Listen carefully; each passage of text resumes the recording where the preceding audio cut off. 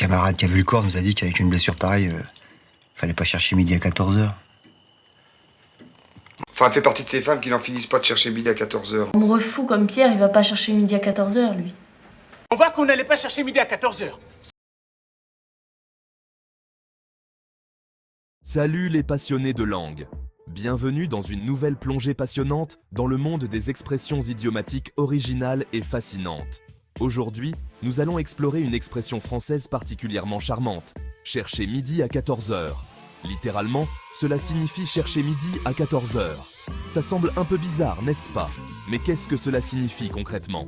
En fait, il s'agit de compliquer inutilement des choses qui devraient être simples. Imaginez que vous cherchez quelque chose qui est juste sous votre nez, mais que vous vous y prenez d'une manière beaucoup plus compliquée que nécessaire. Prenons quelques exemples amusants pour illustrer. Premier exemple, imaginez Sarah dans un café. Elle passe 10 minutes à feuilleter le menu, à poser 1 million de questions au serveur pour finalement commander son latte habituel. Elle aurait pu simplement dire « Je vais prendre mon habitude », n'est-ce pas?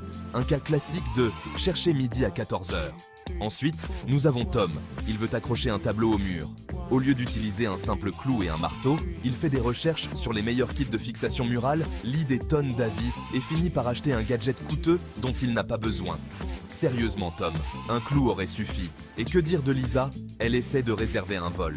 Au lieu de choisir un vol direct, elle passe des heures à comparer les escales, les compagnies aériennes, les options de repas et la configuration des sièges. Au final, elle est plus perdue que jamais et n'a toujours pas réservé son billet. Choisis juste le vol direct, Lisa. Pour résumer, chercher midi à 14h consiste à rendre des choses simples inutilement compliquées. C'est comme faire d'une montagne une taupinière. Maintenant, voyons si vous pouvez identifier le bon scénario pour cette expression. Voici 3 histoires. Scénario 1. Emma se prépare pour son examen en étudiant avec diligence, en suivant un plan d'études clair et en s'en tenant aux sujets les plus importants. Scénario 2. Lors d'une simple tâche consistant à trouver une solution à un problème au travail, Laura complique les choses en analysant trop et en cherchant une solution élaborée alors qu'une solution simple est juste devant elle. Scénario 3. David organise ses dossiers de travail de manière logique, en les étiquetant clairement et en s'assurant que tout est facile à trouver quand il en a besoin. Lequel correspond à « chercher midi à 14h ». Donnez votre réponse dans les commentaires ci-dessous. J'ai hâte de voir ce que vous en pensez. C'est tout pour l'aventure idiomatique d'aujourd'hui.